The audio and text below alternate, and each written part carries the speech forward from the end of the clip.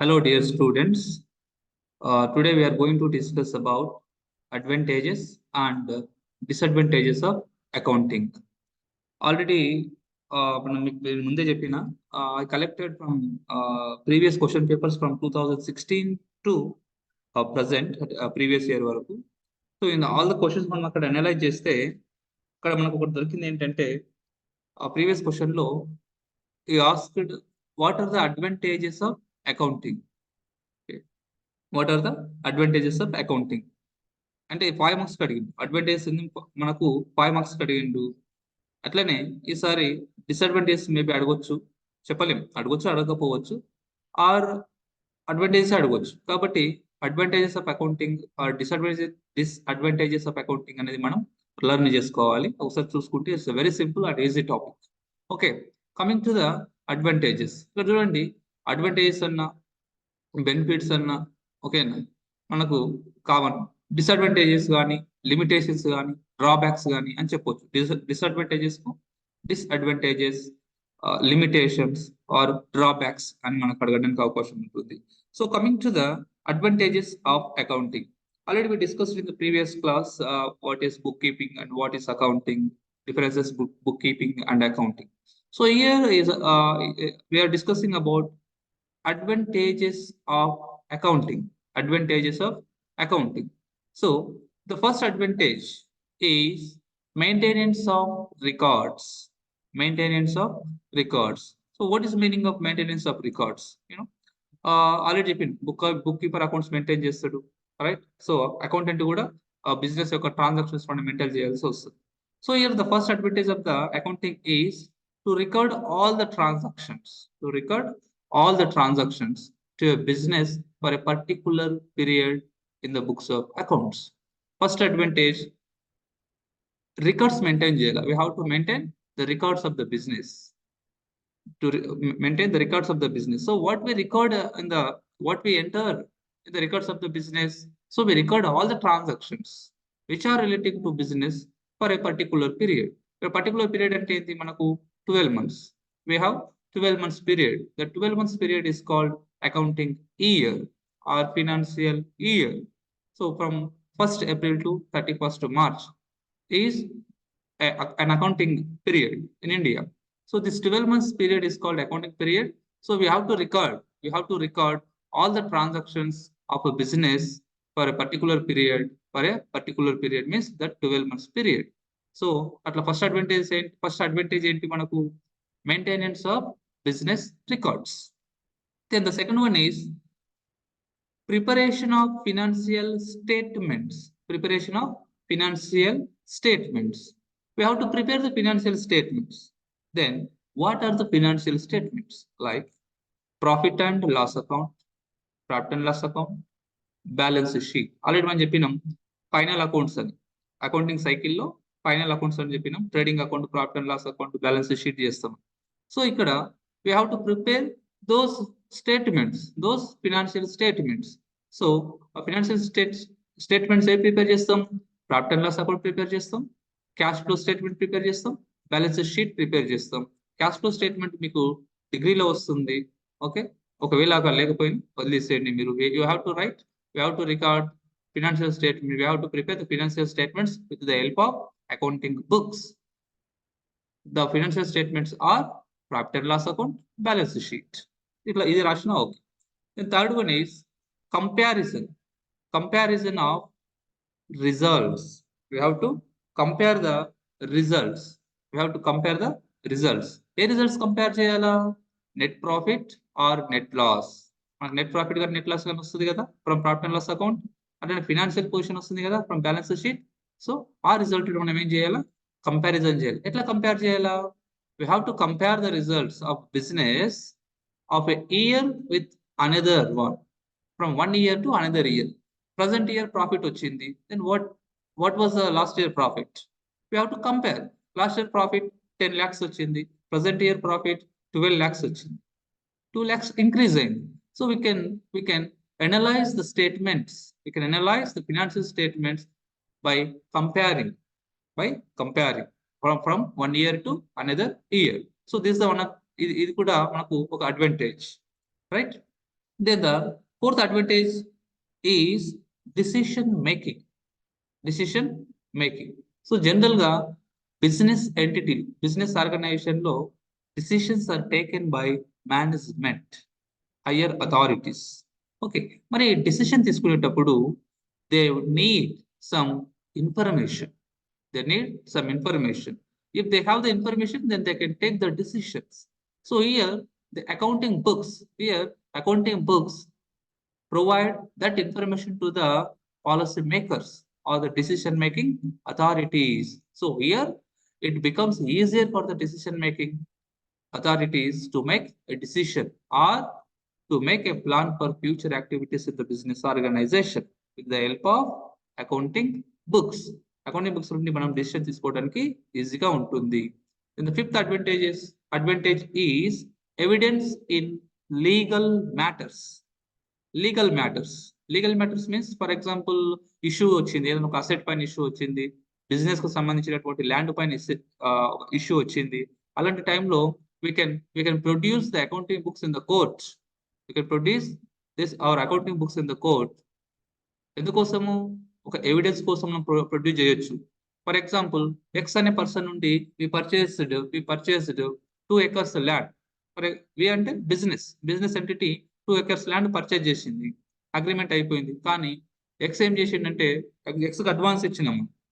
ఎక్స్కు 2 acres land purchase చేసి 50 lakhs advance ఇచ్చింది. ఆయన నాకు ఇవ్వలేదని ఒకవేళ కోర్టులో వేసిండు అనుకో, నాకు ల్యాండ్ కావాలని, then we can produce the accounting books in the court. ఆ రోజు మేము 15 lakhs అడ్వాన్స్ పే చేసినాం, ఆ విధంగా అది రికార్డ్ చేసినాం మనమని మన దాన్ని కోర్టులో ప్రొడ్యూస్ చేయడానికి అవకాశం ఉంటుంది. So accounting books is also helpful in the legal matters. Then next advantage is provides information to related parties. Already మనం చెప్పినాం, అకౌంట్స్ ప్రిపేర్ చేసిన తర్వాత లాస్ట్ కు ఏం చేయాలా, ఆ డేటాని ఇంటర్ప్రిట్ చేయాలి. ఎవరికి? Accounting users. So here the proper accounting records make financial information available for owners, employees, customers, government. అంటే వీళ్ళు ఎవరు? ఇంటర్నల్ యూజర్స్ ఉన్నారు, ఎక్స్టర్నల్ యూజర్స్ ఉన్నారు. ఎవరైతే అకౌంటింగ్ బుక్స్ చూడాలనుకుంటున్నారో వాళ్ళకు ఇన్ఫర్మేషన్ ని ప్రొవైడ్ చేస్తుంది. ఇవి ఏంటి? Accounting books. అంటే అకౌంటింగ్ బుక్స్ ఏం ఇన్ఫర్మేషన్ ప్రొవైడ్ చేస్తుంది? It provide the net result of the business, like profit or loss. It provide the financial position of a business to the needy people. So needy people, internal users ఉంటారు, management, owners. Okay, so the external people ఉంటారు, customers, government, right? అట్లా వాళ్ళకు కూడా information ని provide చేస్తుంది. Next, it also helps in taxation matters. Taxation matters means here general business entities have to pay taxes to the government on turnover. Sales tax కానీ, companies tax pay చేస్తాయి, corporation tax pay చేస్తాయి, right? ఈ corporate tax pay చేస్తాయి. ఈ taxes pay చేయడం కోసం కూడా మనకు బుక్స్ ఉండాలి. ఫర్ ఎగ్జాంపుల్, టర్న్ ఓవర్ పైన సేల్స్ ట్యాక్స్ పే చేయాలి. అని టర్న్ ఓవర్ ఎంత సేల్స్ చేసిన, ఆ సేల్స్ పైన ట్యాక్స్ పే చేయడానికి అవకాశం ఉంటుంది. So accounting information helps the tax authorities for settlement of taxation matters. ఎంత ట్యాక్స్ పే చేయాలనే దాన్ని కూడా అకౌంటింగ్ బుక్స్ హెల్ప్ చేస్తాయి. Next, 8th one, valuation of business means if we want to sell our business entity to another one. ఓకేనా? ఒకవేళ మన business entity వేరే కంపెనీకి అమ్మాలనుకుంటున్నాం అనుకోండి, అప్పుడు మన బిజినెస్ అమ్మేటప్పుడు దానికి వాల్యూ క్రియేట్ చేస్తుంది. ఫర్ ఎగ్జాంపుల్, మన దగ్గర ఒక సెకండ్ హ్యాండ్ కార్ ఉంది, ఆ కార్ అమ్ముతున్నామంటే ఏం చేస్తాం? అది 5 lakhs పర్చేజ్ చేసి ఉన్నాం అనుకోండి 10 years బ్యాక్. ఇప్పుడు అమ్మడానికి వెళ్తే ఆ 3 lakhs 2 lakhs దానికి ఒక సర్టెన్ వాల్యూ చేసి దానికి అమ్మేస్తాం. ఆ వాల్యూ ఎట్లా క్యాలిక్యులేట్ చేయాలి? సో అట్లనే బిజినెస్ కు కూడా అట్లా వాల్యూ క్యాలిక్యులేట్ చేస్తారు. రీసెంట్ గా మీరు చూస్తుంటారు, టాటా వాళ్ళు ఎయిర్లైన్స్ పర్చేజ్ చేసింది. ఓకేనా? టాటా వాళ్ళు ఏదైతే ఉందో ఈ ఇండిగో ఎయిర్లైన్స్ పర్చేజ్ చేసింది కదా. కాబట్టి ఈ ఎయిర్లైన్స్ పర్చేజ్ చేసేటప్పుడు దాని ఒక వాల్యూ క్రియేట్ చేసింది. ఎయిర్లైన్స్ వాల్యూ అయితే ఉందో ఆ వాల్యూని వాళ్ళు క్రియేట్ చేసింది. ఆ వాల్యూని అంటే బిజినెస్ ఒక వాల్యూ అమౌంట్ ఎంతనో వాళ్ళు క్యాలిక్యులేట్ చేసి దానికి ఈ టాటా సన్స్ వాళ్ళ అమౌంట్ పే చేస్తుంది. సో ఆ విధంగా ఒక బిజినెస్ ఎంటిటీని ఇంకో బిజినెస్ ఎంటిటీ పర్చేజ్ చేయాలనుకున్నప్పుడు మన బిజినెస్ కు వాల్యుయేషన్ క్రియేట్ చేయాలి. So it helps measuring the value of the business in case of sale of an entity. ఒకవేళ అమ్మాలనుకుంటే we have to calculate the value of our business. Okay. Next, last advantage is replacement of memory. right? Recording of accounting information replaces the necessity to memorize records. General గా business లో daily ఎన్నో transaction జరుగుతుంటాయి, hundreds of transactions, thousands of transaction జరుగుతాయి. As a human being, we are not memorize all those transactions. So we have to record those transactions in the accounting books. మనకి ఎప్పుడు కావాలనుకుంటే, ఏ data కావాలనుకుంటే ఆ date కు వెళ్ళి ఆ రికార్డ్స్ లో మనం చెక్ చేస్తే నాకు ఇన్ఫర్మేషన్ తెలుస్తుంది. సో మెమొరీకి అకౌంటింగ్ బుక్స్ ఏం చేస్తున్నాయి, రీప్లేస్ చేస్తున్నాయి. So these are the common advantages of accounting. The first advantage is maintenance of business records. Second one, preparation of financial statement, comparison of results, decision making, evidence in legal matters, provides information to related parties, helps in taxation matters, valuation of business, and replacement of memory. These are the advantages of accounting. Next, coming to the disadvantages. Disadvantages, limitations. మనం negative గా think చేయాలి, ఏదైనా దాని గురించి negative గా think చేయాలి. ఏం negative ఉన్నాయి మన అకౌంటింగ్ బుక్స్ నుండి? It records only monetary transactions, means it records in terms of money. అంటే మనీకి ఏవైతే రిలేటెడ్ ఉన్నాయో ఆ ట్రాన్సాక్షన్స్ మాత్రమే అకౌంటింగ్ రికార్డ్ చేస్తుంది. Those transactions which are not measured in money, we are generally neglecting those transactions. We are not record non-monetary transactions. For example, salary pay చేసిన 20,000 employees కి salary pay చేసిన, 20,000 is measured in money. సాలరీని మనీలో measure చేస్తున్నాం కాబట్టి దాన్ని record చేస్తాం. కానీ employee యొక్క ఎఫిషియన్సీని కానీ ఓకే అలాంటి వాటిని మనం కన్సిడర్ చేయలేం. ఫర్ ఎగ్జాంపుల్, మనకు ఆల్రెడీ మీకు క్లాస్లో చెప్పి ఉంటారు, ఎకడమిక్ నాన్ ఎకడమిక్ యాక్టివిటీస్ లో మదర్ ఎవరైతే మన ఇంట్లో మదర్ కుకింగ్ చేస్తుంది కదా, ఆ కుకింగ్ చేసేందుకు ఆమెకి మనం మనీని వాల్యూ క్యాలిక్యులేట్ చేసి ఇస్తున్నాము, ఇవ్వట్లేదు. అట్లా ఇలాంటి కొన్ని యాక్టివిటీస్ ఉంటాయి బిజినెస్. అలాంటి యాక్టివిటీస్ మనం మనీలో మెజర్ చేయలేం, మనీలో కొలవలేం. కాబట్టి we are not record those transactions in accounting book. So this is one of the limitations to the accounting. The second one is it records based on estimation. Records based on estimation. General గా మనం ప్రతిదీ record చేస్తాం, ప్రతి మనీలో measurement చేసి ఆ certain amount ఎంతైతే ఉందో ఆ అమౌంట్ రికార్డ్ చేస్తాం. But sometimes we based on estimations. For example, good will valuation ఉంటుంది, కంపెనీ యొక్క గుడ్ విల్ వాల్యుయేషన్ చేయాలి, కంపెనీ యొక్క బ్రాండ్ ని క్యాలిక్యులేట్ చేయాలి. కంపెనీ యొక్క బ్రాండ్ క్యాలిక్యులేట్ చేయాలన్నప్పుడు it is incomplete estimation. ఓకేనా, గుడ్ విల్ మనం జనరల్ గా యావరేజ్ ప్రాఫిట్స్ తీసుకునేలా చేస్తుంటాం, అయినప్పటికీ అది అక్యురసీ కాదు. కంపెనీ బ్రాండ్ ఉంది, టాటా కంపెనీ ఉంది, it's a brand. Reliance company ఉంది, it's a brand. Infosys is a brand. ఆ బ్రాండ్కే థౌజండ్స్ ఆఫ్ క్రోర్స్ ఉంటుంది వాల్యూ. కాబట్టి ఇలాంటి వాటిని మనం క్యాలిక్యులేట్ చేసినప్పుడు ఏమవుతుందంటే ఆ ఎస్టిమేషన్ దగ్గర కొద్దిగా ఎస్టిమేషన్ చేయాల్సి వస్తుంది. సో ఎస్టిమేషన్ అనేది ఏంటంటే ఇది ఒక లిమిటేషన్, అక్యురసీ కాదు, ఎస్టిమేషన్ ఉంటుంది కాబట్టి లిమిటేషన్ గా మనం ఎక్స్ప్లెయిన్ చేస్తుంటాం. Next, third disadvantage is records may be biased. The accountant's influence affects the accounting information, maybe it may be biased. General గా అకౌంటింగ్ బుక్స్ అనేటివి బయాస్డ్ గా ఉంటాయి, అంటే కొద్దిగా పక్షపాత వైఖరితో కూడుకుని కూడా ఉంటాయి. Records at the original cost. ఇక్కడ కాస్ట్ మనం చూడండి, ఒరిజినల్ కాస్ట్, రీప్లేస్మెంట్ కాస్ట్ ఉంటుంది. జనరల్ గా ఒరిజినల్ కాస్ట్ అంటే ఏంటంటే పర్చేజ్ చేసినప్పుడు ఆ అసెట్ ఎప్పుడైతే మనం పర్చేజ్ చేస్తామో ఆ పర్చేజ్ చేసినప్పుడు రికార్డ్ చేసినటువంటి కాస్టే ఒరిజినల్ కాస్ట్. ఫర్ ఎగ్జాంపుల్, ఒక అసెట్ పర్చేజ్ చేసినాం, ఒక 50,000 రూపీస్, ఒక అసెట్ మనం 50,000 రూపీస్ పర్చేజ్ చేసినాం ఇప్పుడు 2 years back. But present the value of the asset is 80,000 rupees. Take example of plots, land. ఒక ఎకర్ ల్యాండ్ మనం 2 lakhs పర్చేజ్ చేసినాం 2 years బ్యాక్. ప్రజెంట్లీ 6 lakhs అయింది అనుకో, ఎంత డిఫరెన్స్ అయింది? 4 lakhs డిఫరెన్స్. సో కానీ ఇప్పుడు అసెట్ ల్యాండ్ వాల్యూ ఎంత ఉంది? ఒక ఎకర్ 6 lakh ఉంది, కానీ మనం కొన్నది ఎంత? 2 lakhs కొన్నాం. మనం ఏది రికార్డ్ చేస్తాం అకౌంటింగ్ బుక్స్ లో? 2 lakhs రికార్డ్ చేస్తాం. So it records at original cost, అంటే ఆ పర్చేస్ కాస్ట్ మాత్రమే రికార్డ్ చేస్తాం. కానీ ఈ రీప్లేస్మెంట్ కాస్ట్ ఏదైతే ఉందో, అంటే ప్రజెంట్ మార్కెట్ వాల్యూ ఏదైతే ఉందో దాన్ని మనం రికార్డ్ చేయలేము. కాబట్టి this is one of the limitations.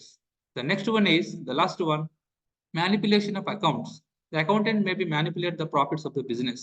Yes, of course, it's true. General గా ఈ manipulation అనేది చాలా అకౌంటెంట్ చేస్తుంది. ఎవరైతే చార్టెడ్ అకౌంటెంట్స్ కొంతమంది ఉన్నారో వాళ్ళు, కొంతమంది అకౌంటెంట్స్ ఎవరైతే ఉన్నారో యాక్చువల్ బిజినెస్ ప్రాఫిట్ ఎంతైతే వచ్చిందో దాన్ని చెప్తలేరు, ఎక్కువ చెప్తారు.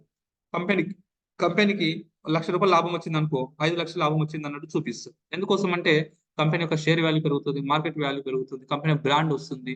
ఆ కాన్సెప్ట్ తోటి వీళ్ళు మనకు ఎక్కువ కాస్ట్ చెప్పడానికి అవకాశం అనేది ఉంటుంది. అంటే మ్యానిపులేట్ చేస్తారు. Accountants may manipulate the profits of a business organisation. కాబట్టి this is also one of the limitations. So మనం ఏం చేయాలా? అడ్వాంటేజెస్ రీడ్ చేసుకోవాలి, లిమిటేషన్స్ కూడా రీడ్ చేసుకోవాలి. చేస్తే అడ్వాంటేజెస్ అని అడగవచ్చు, లేదా లిమిటేషన్స్ అని అడగవచ్చు, లేదా బోత్ అడగవచ్చు. 5 marks. Explain any 3 advantages and 2 limitations of అంటాడు, లేదా ఎనీ అడ్వాంటేజెస్ అండ్ లిమిటేషన్స్ అంటాడు. ఓన్లీ అడ్వాంటేజెస్ అడిగితే ఒక 8 పాయింట్స్ రాయండి. ఓన్లీ డిసడ్వాంటేజెస్ అడిగితే ఒక 5 పాయింట్స్ రాయండి. బోత్ అడిగితే 3 అడ్వాంటేజెస్ ఒక 3 డిసడ్వాంటేజెస్ రాస్తే బెటర్, లేదా 4 అడ్వాంటేజెస్ ఒక 2 డిసడ్వాంటేజెస్ రాస్తే బెటర్. ఈ మెటీరియల్ కూడా మనం డిస్క్రిప్షన్ లో ప్రొవైడ్ చేస్తున్నాం మీకు. అక్కడ డౌన్లోడ్ చేసుకొని మీరు రికార్డ్స్ మెయింటైన్ చేసుకోవచ్చు. నోట్బుక్ లో రాసుకొని ఏ రోజు ఆ రోజు ప్రిపేర్ చేసుకుంటే బెటర్. ఓకే. మీ ఫ్రెండ్స్ ఒకవేళ ఎవరైనా ఉంటే వాళ్ళ కూడా ఇంటిమేషన్ చేయండి, వాళ్ళ కూడా రీచ్ అయితే బెటర్. ఓకేనా? Thank you.